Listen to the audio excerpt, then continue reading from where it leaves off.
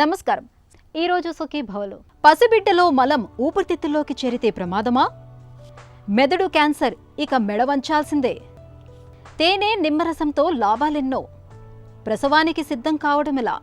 ఇంకా health tip. అమ్మ కడుపులో ఉన్నప్పుడు పసిబిడ్డ ఉమ్మనీరు మింగటం సహజమే. అయితే ఉమ్మనీటిని మింగినట్లుగానే కొన్నిసార్లు మలాన్ని కూడా మింగేస్తూ ఉంటారు. గర్భాశయంలో ఉన్నప్పుడు ఉమ్మనీటి నుంచి, బిడ్డ పేగుల్లోని ద్రవాల నుంచి, పేగుల పైపొర నుంచి లవణాలు, ఆమ్లాలు ఇవన్నీ కలిసి మలంగా పోగుపడుతూ ఉంటాయి. బిడ్డ ఈ మలాన్ని మింగినప్పుడు అది ఊపిరితిత్తుల్లోకి చేరుతూ ఉంటుంది. ఇలాంటి పరిస్థితుల్లో కాన్పు జరిగినప్పుడు పసిబిడ్డకు శ్వాస కష్టాలు ఎదురవుతూ ఉంటాయి. మెకోనియం ఆస్పిరేషన్గా పిలిచే ఈ సమస్య గురించిన పూర్తి వివరాల్ని ఇప్పుడు తెలుసుకుందాం. తొలి ఏడుపు బిడ్డను ప్రపంచానికి పరిచయం చేస్తుంది. గట్టిగా శ్వాస తీసుకునేలా చేసి ఊపిరితిత్తుల పనిని ఆరంభిస్తుంది. తొలి పోషణ, ముర్రుపాలు బిడ్డకు అవసరమైన పోషకాలన్నింటినీ సమకూరుస్తాయి, రోగ నిరోధక శక్తిని పెంపొందిస్తాయి. అలాగే తొలి విరేచనము. ముఖం చిట్లించుకోవాల్సిన పనిలేదు.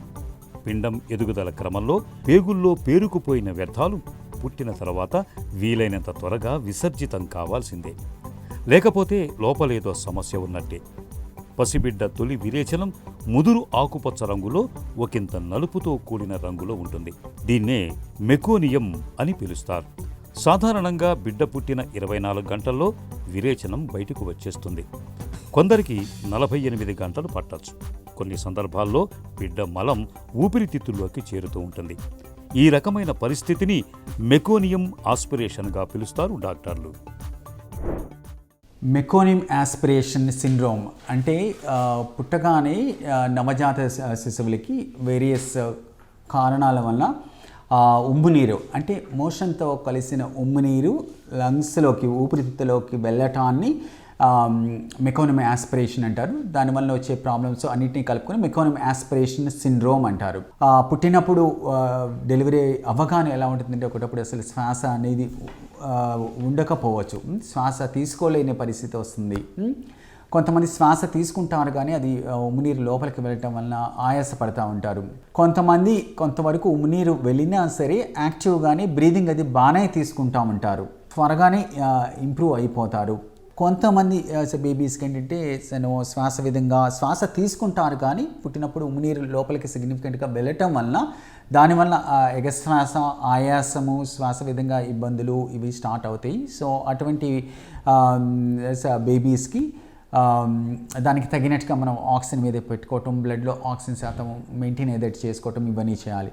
ఇటువంటి కొంత పర్సంటేజ్ ఆఫ్ ఇటువంటి బేబీస్ని వెంటిలేటర్ మీద పెట్టి ట్రీట్ చేయాల్సిన అవసరం కూడా ఉంటుంది. పుట్టిన తర్వాత తల్లిపాలు తాగటానికి సన్నద్ధం కావటానికి వీలుగా గర్భస్థ శిశువు ఉమ్మనీటిని మింగుతూ ఉంటుంది. ఉమ్మనీరు బిడ్డకు పోషకాలను అందించటంతో పాటు ఎదుగుదలను ప్రేరేపిస్తుంది. మలం దీని నుంచే పుట్టుకొస్తుంది. అయితే కొన్నిసార్లు తల్లి కడుపులో ఉండగానే విరేచనం పడిపోవచ్చు. బిడ్డ ఒత్తిడి, షాక్ వంటి వాటికి గురైనప్పుడు కండర బంధనాలు వదిలై విరేచనం బయటకు రావచ్చు. పిండం తగినంత బరువు పెరగకపోవటం, 40 వారాలు దాటినా కాన్పు కాకపోవటం, గర్భిణి మధుమేహం, తల్లికి అధిక రక్తపోటు, పొగ అలవాటు వంటివి దీనికి కారణం కావచ్చు. కాసేపట్లో కాన్పు అవుతుందనగా విడుదలయ్యే ఉమ్మనీటిలో మట్టు ముద్దలు ముద్దలుగా కనిపిస్తుంది. ఉమ్మనీటిలోనే మట్టు విడుదలైతే మరకలు ఏర్పడవచ్చు. దీంతో బిడ్డ చర్మం, గోళ్లు రంగు మారిపోవచ్చు. కానీ మట్టు ఊపిరితిత్తుల్లోకి వెళ్తే శ్వాస తీసుకోవటం కష్టం కావచ్చు. అందువల్ల వీరికి పుట్టిన వెంటనే సక్కరతో శ్వాసకోశం పైభాగాన్ని శుభ్రం చేయాలి, లేకపోతే విరేచనం గాలిగదుల వరకు చేరుకోవచ్చు. ఇది ప్రమాదకరమైన పరిస్థితి. వన్స్ వెంటిలేటర్ మీద పెట్టిన తర్వాత దానికి సంబంధించిన కొన్ని టెస్ట్స్ ఉంటాయి. ఆర్టీరియల్ బ్లడ్ గ్యాస్ అంటారు. అంటే ఆర్టరీ నుంచి దమన్ నుంచి బ్లడ్ శాంపిల్ తీసి మనం లోపల ఆక్సిజన్ ఎలా ఉంది, కార్బన్ డైఆక్సైడ్ ఎలా ఉంది అనేది చూసుకోవటము. చూసుకుని దాన్ని బట్టి మనం వెంటిలేటర్ ద్వారా ఇచ్చే ఆక్సిజన్ కానీ, లేకపోతే కార్బన్ డైఆక్సైడ్ ఎక్కువ ఉంటే కానీ కార్బన్ డైఆక్సైడ్ తగ్గించడానికి శ్వాస మిషన్ వెంటిలేటర్లో వచ్చే కొన్ని సెట్టింగ్స్ అవి చేంజ్ చేసుకోవాల్సిన అవసరం ఉంటుంది. దాన్ని తగినట్టుగా చేంజెస్ చేసుకుని బ్లడ్లో ఆక్సిజన్ శాతం మెయింటైన్ అయ్యేటట్టు చేసుకోవాలి. అట్ ది సేమ్ టైం బ్లడ్లో కార్బన్ డైఆక్సైడ్ ఎక్కువ కాకుండా నార్మల్ లెవెల్కి వచ్చేటట్టు చేయాలి. వీళ్ళలో కొంత percentage of the babies, maybe 1 to 2% of the బేబీస్కి మామూలు వెంటిలేటర్ మీద, కన్వెన్షనల్ వెంటిలేషన్ మీద మెయింటైన్ అవ్వకపోతే కనుక వాళ్ళని నెక్స్ట్ లెవెల్ అడ్వాన్స్డ్ వెంటిలేషన్ ఉంటుందన్నమాట. దాన్ని హై ఫ్రీక్వెన్సీ ఆసిలేషన్ అంటారు, HFOV. సో అది దానికి వేరే రకమైన వెంటిలేటర్స్ ఉంటాయి. మామూలు వెంటిలేటర్స్లో అడ్వాన్స్డ్ మోడ్ ఉంటుందన్నమాట, హై ఫ్రీక్వెన్సీ ఆసిలేషన్. సో దాని మీద పెట్టుకుని ట్రీట్ చేయాల్సిన అవసరం ఉంటుంది. పసిబిడ్డ మలాన్ని మింగినా చాలా వరకు పెద్దగా సమస్యలు కనిపించవు. శ్వాస కాస్త కష్టం కావచ్చు, ఆక్సిజన్ ఇస్తే కుదురుకుంటుంది. ఒక 10% మందిలో తీవ్రం అవ్వచ్చు. వీరికి వెంటిలేటర్ ద్వారా కృత్రిమ శ్వాస కల్పించాల్సి ఉంటుంది. ఊపిరితిత్తులు వ్యాకోచించటానికి తోడ్పడే సర్ఫెక్టెంటెడ్ ఇంజెక్షన్లు అవసరమవుతాయి. కొన్నిసార్లు కృత్రిమ ఊపిరితిత్తులా పనిచేసే ఎక్మో చికిత్స అవసరం పడుతుంది. సమస్య మరీ ముదిరితే ప్రాణాపాయము సంభవించవచ్చు. బిడ్డ పొట్టలోకి విరోచనం విడుదలైతే అక్కడక్కడ కాల్షియం ముద్దలు ఏర్పడతాయి. దీన్ని గర్భంలో ఉండగానే అల్ట్రాసౌండ్ పరీక్షతో గుర్తించవచ్చు. ఇలాంటప్పుడు పుట్టిన వెంటనే ఆ బిడ్డకు శస్త్రచికిత్స చేయాల్సి ఉంటుంది. సో ఇటువంటి బేబీస్లో కొంతమందిలో బ్లడ్ ప్రెషర్ విధంగా ఇబ్బందులు రావటము, బ్లడ్ ప్రెషర్ తగ్గటం కూడా జరుగుతుంది. తగ్గితే కనుక దానికి తగినట్టుగా మెడిసిన్స్ యూస్ చేయటము, తర్వాత కొంతమందిలో ఐనోట్రోప్స్ అంటారు, ఆ మెడిసిన్స్ స్టార్ట్ చేసి కంటిన్యూస్గా ఇన్ఫ్యూషన్స్ స్టార్ట్ చేసుకుని బ్లడ్ ప్రెషర్ మెయింటైన్ అయ్యేటట్టు చేసుకోవటం అనేది చాలా important. Severe mechanic aspiration syndrome ఉన్న వాళ్ళు కొంతమంది బేబీస్లో ఈ పల్మనరీ హైపర్టెన్షన్, గుండె నుంచి ఊపిరితిత్తులకు వెళ్ళే రక్తనాళాల్లో ఒత్తిడి బాగా పెరిగిపోతుంది. బాగా పెరిగినప్పుడు మనం వెంటిలేటర్ మీద పెట్టినా వాళ్ళు ఇంప్రూవ్ అవ్వకపోవచ్చు. వాళ్ళకి వేరే రకం ట్రీట్మెంట్ కూడా అవసరం అవుతుంది. ఇన్హేల్డ్ నైట్రిక్ ఆక్సైడ్ థెరపీ అంటారు. ఇన్హేల్డ్ నైట్రిక్ ఆక్సైడ్ అంటే బేసిక్లీ ఒక గ్యాస్ అనమాట. నైట్రిక్ ఆక్సైడ్ అనే గ్యాస్ ని డైరెక్ట్గా వెంటిలేటర్ సర్క్యూట్ ద్వారా లంగ్స్లోకి, ఊపిరితిత్తులోకి వెళ్ళేటట్టు చేస్తాము. దానివల్ల బ్లడ్ ఫ్లో అది కూడా ఇంప్రూవ్ అవుతుంది. లంగ్స్లోకి వెళ్ళే బ్లడ్ ఫ్లో ఇంప్రూవ్ అయ్యి బ్లడ్లో ఆక్సిజన్ శాతం ఇంప్రూవ్ అయ్యి లంగ్స్ విధంగా ఇంప్రూవ్ అవ్వటం కానీ, హార్ట్ విధంగా ఇంప్రూవ్ అవ్వటం కానీ జరుగుతుందన్నమాట. ఓవరాల్గా బేబీని చూసుకుంటా ఉండాలి. బ్రెయిన్ విధంగా ఎలా ఉంది, హార్ట్ విధంగా ఎలా ఉంది, కిడ్నీస్ విధంగా ఎలా ఉంది, లివర్ విధంగా ఎలా ఉంది అనేది చూసుకుంటా దానికి తగినట్టు కూడా సపోర్ట్ ట్రీట్మెంట్ అంతా ఇచ్చుకుంటా క్లోజ్గా మానిటర్ చేసుకుని నేను చెప్పినట్టుగా ట్రీట్ చేసుకుంటే ఎక్కువ మంది బేబీస్ ఇంప్రూవ్ అవడానికి అవకాశం ఉంటుంది. ఈ రకమైన ట్రీట్మెంట్లు అంటే అన్ని సదుపాయాలు ఉన్న, అన్ని పరికరాలు ఉన్న level 2 or ideally level 3 unit intensive care యూనిట్స్లోనే మనం ట్రీట్ చేస్తే రిజల్ట్ అది కూడా బాగుంటుంది. సాధారణంగా బిడ్డ పుట్టిన 24 గంటల్లో విరేచనం బయటికి వచ్చేస్తుంది. కొందరికి 48 గంటలు పట్టచ్చు. బిడ్డ తల్లి శరీరాన్ని తాకేలా చూసుకోవటం, వీలైనంత త్వరగా పాలు పట్టించటం ద్వారా త్వరగా విరేచనం సాఫీగా బయటకు వచ్చేలా చూడొచ్చు. కొందరికి విసర్జన ఆలస్యం కావచ్చు. పుట్టిన తర్వాత 48 గంటలు దాటినా మట్టు రాకపోతే బిడ్డకు కామెర్లు తలెత్తొచ్చు. అందువల్ల మట్టు ఆలస్యం కావటానికి కారణం ఏమిటి అన్నది జాగ్రత్తగా విశ్లేషించాల్సి ఉంటుంది. ఇందుకు రకరకాల అంశాలు దోహదం చేయొచ్చు. కొన్ని మామూలువైతే మరికొన్నింటికి సర్జరీ అవసరమవుతూ ఉంటుంది. ఉదయాన్నే లేవగానే మనలో చాలా మందికి గోరువెచ్చటి నీళ్లను తాగటం అలవాటు. ఈ గోరువెచ్చటి నీళ్లలోకి కొద్దిగా తేనె, కొంచెం నిమ్మరసాన్ని కలుపుకొని తాగితే ఆరోగ్యానికి చాలా మేలు జరుగుతుందని చెబుతారు నిపుణులు. వ్యాధి నిరోధక శక్తిని పెంచడంలో తేనె, నిమ్మరసాలకు మించింది మరొకటి లేదు. శరీరంలో జీవక్రియల మూలంగా పుట్టుకొచ్చే ఫ్రీ రాడికల్స్ కణాలను నిర్వీర్యం చేయడంలో తేనెలోని పోషకాలు బాగా తోడ్పడతాయి. అలాగే వీటిలోని యాంటీ ఆక్సిడెంట్లు, కాల్షియం, ఐరన్, సోడియం, ఫాస్ఫరస్ వంటి పోషకాలన్నీ ఇతోధికంగా మన ఆరోగ్యానికి మేలు చేసేవి. తేనె, నిమ్మరసంతో అనుకూరే ఆరోగ్య ప్రయోజనాల గురించి ఇప్పుడు తెలుసుకుందాం.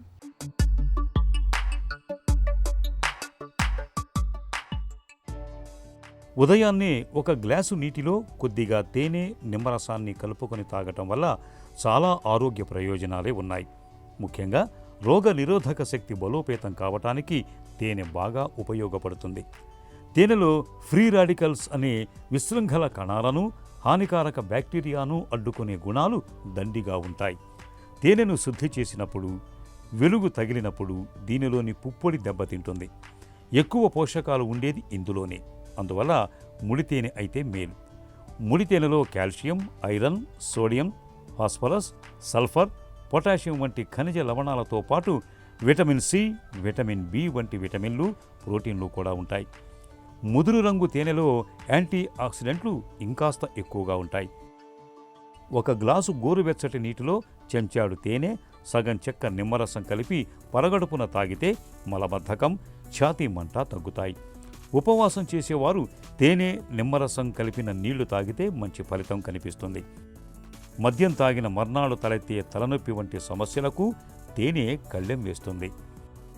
ఇందులోని ఫ్రక్టోజ్ అనే సహజ చక్కెర కాలేయం మద్యాన్ని త్వరగా విడగొట్టేలా చేస్తుంది. చెంచాడు తేనెకి ఒక చెంచాడు నిమ్మరసం కలిపి తీసుకుంటే జలుబు, దగ్గు నుంచి మంచి ఉపశమనం కలుగుతుంది. ఒక కప్పు హెర్బల్ టీకి ఒక చెంచా తేనె కలిపి తాగితే శరీరంలోని వ్యర్థాలు బయటకు పోయి చక్కని డిటాక్సిఫికేషన్ జరుగుతుంది. బరువు తగ్గాలనుకునేవారు చెంచా తేనెకి అరచెంచా దాల్చిన చెక్క పొడి కలుపుకొని తీసుకుంటే మంచి ఫలితాలు ఉంటాయి. పంటి సమస్యల నుంచి కూడా ఉపశమనం కలుగుతుంది. 2 చెంచాల యాపిల్ సిడార్ వెనిగర్కి 1 చెంచా చొప్పున తేనె కలిపి తాగితే సైనస్ బాధలు చక్కగా అదుపులో ఉంటాయి. నెలలు నిండుతున్నాయి. ఇక కాన్పు కావడమే తరువాయి. పండంటి బిడ్డను పొత్తిళ్లలోకి తీసుకువచ్చని ఓవైపు మనసు ఉవ్విళ్లూరుతున్నా, మరోవైపు పునర్జన్మను తలపించే కాన్పు కష్టాల గురించి కాబోయే అమ్మ మనసు భయాందోళనలకు లోనవుతూ ఉంటుంది. పురిటి నొప్పుల్ని భరించగలనా? సిజేరియన్ చేయించుకుంటే సరిపోతుందేమో? పుట్టబోయే బిడ్డకేమైనా సమస్యలు ఎదురవుతాయా? ఇలా అనేక అనుమానాలు ముసురుకుంటూ వేధిస్తూ ఉంటాయి.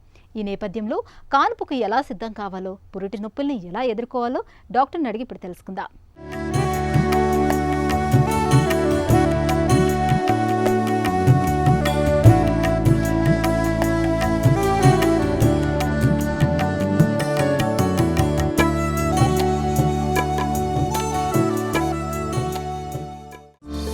పురిటి నొప్పుల్ని భరించి పండంటి బిడ్డకు జన్మనివ్వడాన్ని నేటికి మన దగ్గర పునర్జన్మ తంతులాగానే భావించడం సరైందేనా? ఒక విధంగా అది సరైందే అనుకోవాలండి. ఎందుకంటే రిస్క్ ఆఫ్ డెలివరీలో ఉండే రిస్కులు, ఎక్కువ బ్లడ్ లాస్ అవటం కానీ, అనుకోకుండా గబుక్కున ఆపరేషన్ చేయటం కానీ, ఎస్పెషలీ గ్రామీణ ప్రాంతాల్లో ఉన్నవాళ్ళు వెంటనే సి సెక్షన్ అందుబాటులో లేకపోతే వాళ్ళని వేరే హాస్పిటల్కి అలా పంపించాల్సి రావటం, అలాంటి మన దేశంలో ఇంకా ఎక్కువ ఉన్న ప్రదేశంలో వాళ్ళకి ప్రాణాపాయం ఉంది. కాబట్టి అవన్నీ తగ్గించాలంటే ఇప్పుడు మనకి దాన్ని మేము మెటర్నల్ మోర్టాలిటీ అంటాము. ఆ మెటర్నల్ మోర్టాలిటీ అనేది మన ఇండియాలో ఇంకా చాలా ఎక్కువగా ఉంది. మనకి గ్రామీణ ప్రాంతాల్లో డెలివరీ ఉండటం వల్ల వాటిని సరైన టైంలో పెద్ద హాస్పిటల్కి పంపించలేకపోవటం వల్ల, ఇంకో కారణం వాళ్ళ ఎనీమియా ఉన్నా అది కరెక్ట్ చేయకపోవటం వల్ల వాళ్ళు కొంచెం బ్లడ్ లాస్ అవగానే కొలాప్స్ అయిపోవటం, పోవటం, కాంప్లికేషన్స్ వస్తే చాలా లైఫ్ థ్రెటనింగ్ కాంప్లికేషన్స్, రక్తస్రావం అంత ఎక్కువైపోయి అది బాడీ తట్టుకోలేక ప్రాణం పోయే పరిస్థితి కూడా వస్తుంది. కాబట్టి ఏమీ లేకుండా నార్మల్గా అవటం వాళ్ళకి వేరే జన్మనిచ్చినట్టు అనుకోవటంలో తప్పులేదన్న ఉద్దేశం. కాన్పు కోసం ఆసుపత్రిలో ఎప్పుడు చేరాలి? వెంట ఏమేం తెచ్చుకోవాలి?